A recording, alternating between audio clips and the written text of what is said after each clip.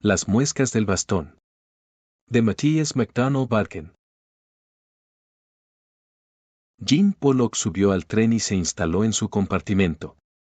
Respiró hondo por fin, mientras levantaba la pequeña cartera negra tipo Gladstone, de sólida piel de ternera, para colocarla con cuidado en el asiento contiguo del vagón vacío, muy cerca de sí.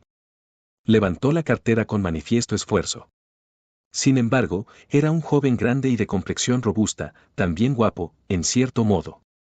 Tenía el pelo color paja, bigote y una cara redonda, plácida y de expresión honesta, aunque no demasiado inteligente. Sus ojos de color azul claro, tenían una mirada llena de angustia y preocupación. No era para menos. El pobre muchacho, cargaba con una pesada responsabilidad. Aquella discreta cartera negra contenía 5.000 libras en oro y billetes que él, subalterno del famoso banco de Gowran Grant, tenía que trasladar desde la oficina principal de Londres a una sucursal a 200 millas en tren. El empleado, en el que recaía normalmente dicha tarea, con más antigüedad y experiencia, había contraído una extraña y repentina enfermedad en el último momento. «Está Jim Pollock», dijo el gerente del banco, mirando en derredor en busca de un sustituto. «Él mismo servirá. Es lo bastante grande para arrancarle la cabeza de un golpe a cualquiera que se meta con él». Así que, Jim Pollock tuvo que apechugar con tan abrumadora responsabilidad. Aquel hombretón, que podría hacerle un placaje a cualquier jugador de fútbol de Inglaterra, sin sentir el menor asomo de miedo, estaba tan nervioso como un niño de 2 años. Hasta entonces, no había separado, ni por un segundo, la mirada vigilante y la fuerte mano derecha de la cartera. Pero allí, en el cruce de Eddiscombe, se había encerrado él solo, en un vagón individual de primera clase, y quedaban 47 millas imparadas hasta la siguiente estación. Así pues, con un suspiro de alivio, y encogiéndose de hombros, envió a paseo su ansiedad, se recostó en el cómodo asiento, encendió una pipa, sacó un periódico deportivo del bolsillo, y se enfrascó rápidamente en la crónica del partido del Campeonato Internacional de Rugby, pues el propio Jem albergaba ciertas esperanzas de formar parte de la selección en un futuro cercano. El tren salió traqueteando de la estación y adoptó una marcha suave, a una velocidad de 50 millas por hora, en mitad del campo. Jem, aún absorto en el periódico, no advirtió el destello de 2 ojillos penetrantes que lo vigilaban a escondidas desde la oscura sombra bajo el asiento de enfrente. No vio, como la larga y ágil silueta se desenroscaba para cruzar a rastras, sigilosa como una serpiente, el suelo del vagón. No vio nada, ni sintió nada, hasta que 2 manos asesinas aprisionaron su garganta y una rodilla le aplastó el pecho. Jim era fuerte, pero antes de que a su fuerza dormida le diese tiempo a despertar, estaba tumbado de espaldas en el suelo del vagón, con un pañuelo impregnado de cloroformo pegado a la boca y la nariz. Luchó con encarnizamiento durante un instante, se incorporó a medias y casi consiguió desasirse de su tenaz asaltante. Pero, mientras se debatía, el sopor de la droga lo despojó de fuerza y conciencia, desplomándose al fin con pesadez, para caer como un leño en el suelo del vagón. El último pensamiento del cumplidor muchacho, mientras perdía el sentido, fue: «He perdido el oro». También fue su primer pensamiento al despertar, dolorido e indispuesto, con el cerebro atormentado por aquel desvanecimiento, similar a la muerte. El tren aún iba a toda velocidad, las puertas del vagón seguían cerradas, pero el compartimento estaba vacío, y la cartera no estaba allí. Buscó desesperadamente en el portaequipajes, bajo los asientos, nada. Todo estaba vacío. Jem bajó la ventana de un golpe y soltó un bramido. El tren comenzó a aminorar la velocidad para entrar en la estación. 6 mozos acudieron corriendo a la vez, seguidos por el jefe de estación, que avanzaba con más parsimonia, según exigía su dignidad. Una multitud se congregó a toda velocidad alrededor de la puerta. «Me han robado», gritó Jem. «Una cartera negra con 5.000 libras dentro». Entonces, el jefe de estación se abrió paso a empujones entre la multitud. «¿Le han robado, señor?», preguntó, con una mirada suspicaz, hacia un Jem despeinado y nervioso. «Entre este punto y el cruce de Eddiscombe», respondió el muchacho. «Eso es imposible, señor, no hay ninguna parada entre este punto y Eddiscombe. Además, el vagón está vacío». «Pensé que estaba vacío en Eddiscombe, pero debía de haber alguien bajo el asiento», insistió Jem. Pues ahora no hay nadie bajo el asiento, replicó el jefe de estación con sequedad. Será mejor que le cuente su historia a la policía. Hay un agente en el andén. Jem le contó su historia a la gente, que lo escuchó con gravedad y le dijo que debía considerarse detenido durante la investigación. Enviaron un telegrama a Ediscom, pero pronto se dieron cuenta de que no había comunicación. La avería debía de haber ocurrido recientemente, pues se había mandado un telegrama hacía menos de una hora. Pronto dieron con el origen de aquel desperfecto, a unas 9 millas fuera de Ediscom. Algunos cables estaban medio caídos, y los aislantes de uno de los postes estaban hechos trizas. El suelo estaba plagado de pesadas huellas que atravesaban un par de campos hasta la carretera principal y luego se perdían. No se encontró ningún otro tipo de prueba.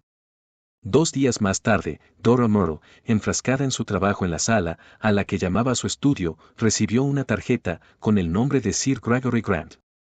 Un benévolo caballero, de mediana edad y buena presencia, siguió a la tarjeta. «Señorita Mill», dijo, tendiendo la mano. «He oído hablar de usted, por boca de mi amigo Lord Millicent. He venido a pedirle ayuda. Soy el socio principal de la compañía bancaria, Gower & Grant. Habrá oído usted hablar del robo en el tren, ¿no es así?» «He oído todo lo que el periódico tenía que contarme», repuso Dora. «No hay mucho más que contar», continuó Sir Gregory. «He venido a verla en persona, señorita Mill, porque el caso me atañe personalmente. No se trata tanto del dinero, aunque es una cantidad importante, por supuesto. Pero el honor del banco está en juego. Siempre nos hemos enorgullecido de tratar bien a nuestros empleados, y hasta ahora hemos cosechado recompensas por ello. Durante casi un siglo, no ha habido ningún caso de fraude o deshonor entre ellos. Es un récord del que estamos orgullosos en el banco y desearíamos mantenerlo intacto, si es posible. Pesan fuertes sospechas sobre el joven James Pollock. Por supuesto, deseo que se le castigue si es culpable, pero quiero que se le absuelva si es inocente. Por eso he acudido a usted». «¿Y la policía?», preguntó la señorita Mill. «Bueno, ellos consideran que no cabe duda de su culpabilidad. Tienen su teoría lista. No había nadie en el vagón y nadie podía salir de él. Según la policía, Pollock le tiró la cartera a un cómplice en algún momento del recorrido. Hasta dicen haber encontrado la marca que hizo la cartera al caer al suelo, unos cuantos cientos de yardas después del lugar donde habían caído los cables en dirección a Ediscombe». «¿Y qué ha hecho la policía hasta el momento?», inquirió Dora. «Han arrestado al muchacho», respondió Sir Gregory, «y han dado orden de busca y captura para un hombre con una cartera muy pesada de cuero. Eso es todo. De todos modos, están bastante seguros de haber cogido al principal culpable». Dora miró atentamente a su interlocutor y preguntó: «¿Y usted?». «Le seré franco, señorita Mill. Tengo mis dudas. Desde luego, el caso parece concluyente. Es imposible que nadie se bajase del tren a toda velocidad. Pero he visto al muchacho, y tengo mis dudas». «¿Puedo verlo?», solicitó Dora. «Estaré encantado de que lo haga, señorita Mill». Tras 5 minutos de conversación con Jem Pollock, Dora hizo una parte con Sir Gregory. «Creo que puedo solucionarlo», dijo. «Acepto el caso, con una condición». «Los honorarios que», comenzó Sir Gregory. «No son los honorarios», le interrumpió Dora, «nunca discuto los honorarios, hasta que el caso ha terminado. Acepto el caso, si me deja usted al señor Pollock, para que me ayude». Su instinto estaba en lo correcto, Sir Gregory, el muchacho es inocente. La policía puso el grito en el cielo, cuando el banco retiró la demanda contra James Pollock. Le dejaron en libertad, pero insinuando, más o menos a las claras, que intervendría la corona. Entretanto, Pollock iba a bordo de un tren con la señorita Dora Murrow, de Londres a Ediscombe. El joven rebosaba de gratitud y devoción. Por supuesto, pasaron todo el trayecto hablando del robo. «¿Era pesada la bolsa, señor Pollock?», preguntó Dora. «Preferiría llevarla 1 milla y no 10, señorita Mill. Y sin embargo, es usted bastante fuerte, diría yo». Dora Mill tocó el prominente bíceps con los dedos y el muchacho se sonrojó hasta la raíz del cabello. «¿Reconocería al hombre que le robó, si lo viese de nuevo?», preguntó Dora. «En absoluto», contestó el muchacho. Me cogió la garganta con las manos, y me puso el pañuelo con cloroformo en la boca, en un abrir y cerrar de ojos. Estábamos como a 9 o 10 millas de distancia de Eddiscombe. ¿Por qué usted, si cree que hubo un hombre, verdad, señorita Mill? Debe de ser usted la única persona que me cree. No los culpo, porque, ¿cómo bajó ese individuo del tren a una velocidad de 60 millas por hora? Eso es lo que me deja boquiabierto, le doy mi palabra, concluyó el joven de modo inconexo. Si yo fuese otra persona, creería en mi culpabilidad. ¿Puede decirme usted cómo hicieron ese truco, señorita Mill? De momento, ese será mi secreto, señor Pollock, contestó Dora. Pero lo que sí puedo decirle es que cuando lleguemos a la bonita ciudad de Eddiscombe, yo iré buscando a un forastero con un bastón de empuñadura curva en lugar de una cartera negra. Al bajar del tren en la estación de Eddiscombe, comenzaron a buscar alojamiento bajo la identidad de los hermanos Brown. Había 3 hoteles en la localidad, pero el señor Mark Brown y su hermana no eran fáciles de contentar. Fueron a ver los 3 uno tras otro, mientras buscaban a su alrededor a un forastero con bastón de empuñadura curva, y pasaban el rato explorando la ciudad y el campo, subidos a un par de excelentes bicicletas que habían alquilado para la semana. 7 días después de su llegada, Dora Myrtle, alias señorita Brown, iba bajando las escaleras del hotel en que se alojaban, cuando a mitad de camino, se encontró cara a cara, con un hombre alto de mediana edad, que sufría una levísima cojera, y se apoyaba en un sólido bastón de roble, barnizado en tono oscuro y con empuñadura curva. Siguió su camino sin mirarlo una segunda vez. Pero aquella misma noche, estuvo de charla con la camarera y se enteró de que el forastero era un viajante, el señor McCropder, que llevaba varias semanas en el hotel, de que realizaba alguna escapada ocasional a Londres en tren, y de que recorría el campo en bici, un caballero amable, nada exigente y de modales agradables, añadió la camarera. Al día siguiente, Dora Mill volvió a encontrarse al forastero, en el mismo lugar de las escaleras. Cuando se hizo a un lado para dejarlo pasar, se le enganchó accidentalmente el pie en el bastón, arrancándolo de la mano de su propietario y enviándolo con estruendo escaleras abajo. Dora lo persiguió ágilmente por las escaleras y se lo devolvió a su dueño con una simpática disculpa. Pero, no sin antes ver en el interior de la empuñadura una profunda muesca que atravesaba el barniz y penetraba en la madera. Aquella noche, durante la cena, ocuparon la mesa contigua a la del señor McCropder. A mitad de la comida, le preguntó a Jem qué hora era, pues se le había parado el reloj. Era una pregunta extraña, ya que ella estaba sentada de cara al reloj, y él tuvo que girarse para verlo. Jem se volvió, obediente, para encontrarse cara a cara con el señor McCropder, que dio un respingo y lo miró como si hubiese visto un fantasma. Jem le devolvió una mirada impasible, sin rastro de reconocimiento en el rostro, y el señor McCropder, tras un momento, siguió cenando. Entonces Dora le dio cuerda, o fingió dársela, a su reloj, y así concluyó aquel curioso incidente. Aquella noche, Dora tocó una pequeña melodía al piano de su salón privado. Tocaba las teclas abstraída, aparentemente sumida en sus pensamientos. De repente, cerró la tapa del piano de un golpe. ¿Señor Pollock? Diga, señorita Mill, contestó Jem, que había estado observándola con la admiración paciente, honesta y estúpida de un gran perro de Terranova. Mañana daremos un paseo juntos en bicicleta. No puedo decirle a qué hora, pero prepárelas para cuando las pida. Sí, señorita Mill. Y traiga un ovillo de bramante fuerte en el bolsillo. Sí, señorita Mill. Por cierto, ¿no tendrá usted revólver? Nunca he poseído semejante cosa, respondió Jem. ¿Podría usted usar uno si lo tuviese? Apenas distingo la culata del cañón, pero, con toda modestia, puedo luchar con los puños si es de alguna utilidad. En absoluto en este caso. Una onza de plomo detiene hasta a un campeón, que ronde las 200 libras. Además, con un tirador basta y yo no tengo mala puntería. No querrá decir, señorita Mill, que usted. No quiero decir ni una palabra más en este momento, señor Pollock, solo tenga usted las bicicletas y el bramante listos cuando se los pida. A la mañana siguiente, tras un desayuno excepcionalmente tempranero, Dora, con un libro en la mano, se arrellanó en un sofá junto al mirador del salón vacío, que daba a la calle. Tenía un ojo puesto en el libro y el otro en la ventana, desde la cual era visible la escalera de acceso al hotel. Alrededor de las 9:30, vio al señor McCropper bajando los escalones, no cojeaba en absoluto y llevaba una bicicleta con una gran bolsa de lona, colgada del manillar. Dora bajó de inmediato al vestíbulo, donde la esperaban las bicicletas listas. Un instante después, Pollock y ella ocupaban cada uno su sillín, y se deslizaban veloz y suavemente por la calle, en el preciso momento en que, la alta figura del señor McCropper, doblaba la esquina y desaparecía. No debemos perderlo de vista, susurró Dora a su compañero, acelerando, o mejor dicho, yo no debo perderlo a él, y usted no debe perderme a mí. Ahora deje que me adelante, manténgase a la mayor distancia posible sin perderme, y en el momento en que haga ondear un pañuelo blanco, apriete el paso. Pollock asintió y se quedó atrás, y en este orden, con una distancia de media milla entre ellos, los tres ciclistas abandonaron la ciudad para salir a campo abierto.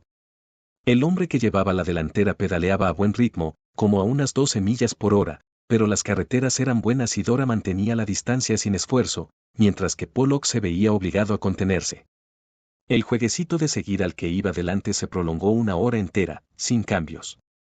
El señor McCropper había salido de la ciudad en dirección contraria a las vías del ferrocarril, pero ahora comenzó a avanzar en dirección a los raíles. En una ocasión, echó la vista atrás y vio solo a una muchacha pedaleando a lo lejos, en la carretera desierta. La vez siguiente no vio a nadie, pues Dora circulaba por la parte interna de la curva. Ahora, estaban alrededor de una milla de distancia, del punto en que se habían roto los hilos del telégrafo, y Dora, que conocía el terreno, tuvo la seguridad de que aquel trayecto en bicicleta tocaba a su fin. La carretera ascendía por una larga pendiente suave, llena de curvas y espeso follaje a ambos lados. El hombre dio un acelerón, Dora respondió con otro y Pollock, a la saga, esprintó con fuerza, reduciendo distancia con respecto a Dora. McCropper pasó la cima de la colina, tomó una curva cerrada y emprendió un suave descenso, a la sombra de las ramas entrelazadas de los grandes árboles. 1,5 millas más abajo, al final del descenso, saltó de repente de la bici tras echar un rápido vistazo atrás, por donde había venido. No había nadie a la vista, pues Dora esperaba en la curva. Apoyó la bicicleta contra el muro, en un punto en que una profunda zanja la ocultaba de los eventuales transeúntes, desató la bolsa de lona del manillar y trepó por encima del muro, con una agilidad que resultaba sorprendente en alguien de su aparente edad. Dora salió de la curva, justo a tiempo de verlo saltar por encima del muro, para adentrarse en la espesura del bosque, así que sacó el pañuelo blanco inmediatamente. Después se acomodó en el sillín y voló colina abajo atravesando una repentina ráfaga de viento. Pollock vio la señal, se inclinó sobre el manillar y pedaleó colina arriba, como los pistones de una máquina de vapor. La bicicleta del hombre, junto a la carretera, fue lo que guió a Dora, que se encaramó a su vez al muro con la ligereza de un pájaro. Recogiendo contra su cuerpo la falda, observó y escuchó. No veía nada, pero a sus atentos oídos no se les escapó un ligero crujido de hojas, algo más adelante. A través de las hojas divisó un traje de tuit gris oscuro, que se movía en la maleza con el sigilo de un conejo, a unas 20 yardas de distancia. Unos pasos más y obtuvo una visión clara. El hombre estaba de rodillas, había sacado una cartera negra de cuero de un espeso matorral de helechos, al pie de una gran haya, y estaba ocupado rellenando con pequeños sacos de lienzo la bolsa de la bicicleta. Dora avanzó con cautela, hasta que llegó a un pequeño claro, libre de maleza. «Buenos días, señor McCropper», gritó secamente. El hombre dio un respingo, se giró y vio a una muchacha a unas 12 yardas, de pie bajo el sol, con una sonrisa burlona pintada en el rostro. Sus labios dejaron escapar una maldición, su mano derecha soltó las bolsas y se deslizó al bolsillo lateral. «Deténgase». La orden llegó con absoluta claridad. «Levante las manos». Los rayos del sol centelleaban en el cañón de un revólver, que una mano firme sujetaba apuntando directamente a su cabeza. «Arriba las manos o disparo». El hombre elevó las manos por encima de su cabeza. Al momento siguiente, llegó Jim Pollock, aplastando la maleza como un elefante en plena jungla. Se detuvo en seco, con un grito de asombro. «Calma», dijo la voz serena de Dora, «no atraviese la línea de fuego. De un rodeo y venga aquí, a la izquierda. Eso es. Quítele el revólver. Está en el bolsillo derecho de la chaqueta. Ahora átele las manos». Jim Pollock hizo impasible lo que se le pedía. Pero, mientras pasaba la fuerte cuerda alrededor de las muñecas y brazos del señor McCrover, recordó el vagón de tren y el estrangulamiento, y el cloroformo, y las desgracias que siguieron. Así que no podemos reprenderle porque atase los nudos con un extra de fuerza. Y ahora, dijo Dora, termine lo que estaba haciendo él. Y Jem metió el resto de bolsas de lienzo en la bolsa de la bici. ¿Podrá con el peso? Esbozó una sonrisa encantada por toda respuesta y balanceó las bolsas en las manos. En pie. Le dijo Dora al ladrón, que se puso de pie trastabillando y malhumorado. Camine hacia adelante. Voy a llevarlo de vuelta a Eddiscombe conmigo. Cuando llegaron a la carretera, Pollock ató la bolsa a su manillar. ¿Puedo pedirle, señor Pollock, que le quite un pedal a la bicicleta de este caballero? Preguntó Dora. Jem lo hizo en un abrir y cerrar de ojos. Ahora ayúdele a subir, le pidió, va a regresar en bici, con un pedal. El abyecto ladrón levantó las muñecas atadas, suplicante. Venga, vamos. Observé que a la ida sujetaba el manillar por el centro por voluntad propia. Pues a la vuelta lo hará por necesidad. Nosotros cuidaremos de usted. No lloriquee, ha apostado y ha perdido, así que tiene que pagar. Eso es todo. En Eddiscombe se armó un revuelo tremendo cuando, en pleno mediodía, llevaron al ladrón del banco en una bicicleta con solo un pedal hasta la comisaría de policía y lo pusieron bajo custodia. Entre vítores, Dora atravesó la multitud en bici hasta el hotel. Un telegrama trajo con el tren de la tarde a Sir Gregory Grant, a cuyas expensas cenaron los tres juntos aquella noche, la mejor cena y el mejor vino que el hotel pudo proporcionar. Sir Gregory rebosaba de alegría, como la copa de champán burbujeante que tenía en la mano. A su salud, señor Pollock, dijo el banquero a su empleado. El banco le compensará por las molestias que ha sufrido. Y usted, señorita Mill, fijará su tarifa, mejor dicho, seré yo quien la fije, si me lo permite. Digamos la mitad del dinero recuperado. Pero me muero de curiosidad, por saber cómo se las apañó para encontrar al ladrón y el dinero. Si lo piensa bien, era bastante fácil, Sir Gregory. Habría sido una tontería por parte del ladrón ir recorriendo el país, con una cartera negra llena de oro, una vez dada la voz de alarma. Apostó por esconderla y pasar desapercibido, y eso hizo. Ver al señor Pollock en el hotel lo hizo precipitarse, como yo esperaba, y esa es la historia. Ah, pero eso no es todo. ¿Cómo encontró al ladrón? ¿Cómo saltó del tren a una velocidad de 60 millas por hora? Aunque, supongo que será mejor que le pregunte al señor Pollock, que estaba allí. A mí no me pregunte nada, señor, dijo Jem, dirigiéndole a Dora una mirada de profunda admiración. Ha jugado el partido sola, con su propio bate. Lo único que yo sé es que el tipo se largó después de terminar conmigo. Pero no tengo la más mínima idea de cómo. ¿Se apiadará usted de mi curiosidad, señorita Mill? Con mucho gusto, Sir Gregory. Debe de haber advertido, como yo, que donde se habían roto los hilos del telégrafo, había un talud y los hilos corrían bastante cerca de los vagones. Es fácil, para un hombre en forma, deslizar un bastón curvado como este sobre 2 o 3 hilos y balancearse en el aire sin tocar el tren. Mientras hablaba, blandió el bastón del señor McCrover. El impulso lo conduciría por los hilos hasta el poste, dándole la oportunidad de romper los aislantes. Por Júpiter. Tiene usted razón, señorita Mill, es bastante sencillo si uno lo piensa. Pero aún así no comprendo cómo.